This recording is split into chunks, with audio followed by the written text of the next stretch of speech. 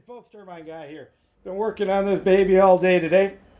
Let's take a look and see where we are. Cabinets are in, light switches. We got the couches. There's one of the fridges, another fold-out couch to a bed. That's where the TV's gonna be.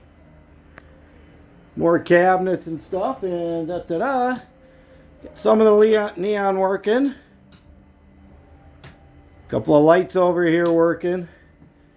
Head to the back. Get this together. The bathroom, first thing you look. Bathroom lights are working.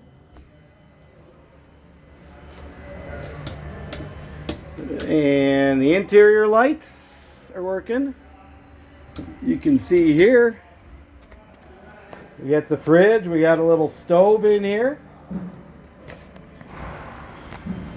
Got a little power block, and we come back here and da-da-da. One interior light and one back light, all working. So this baby's getting loaded onto the trailer right now, and they're getting ready to take it down to the show. Hopefully they can get it out of this place.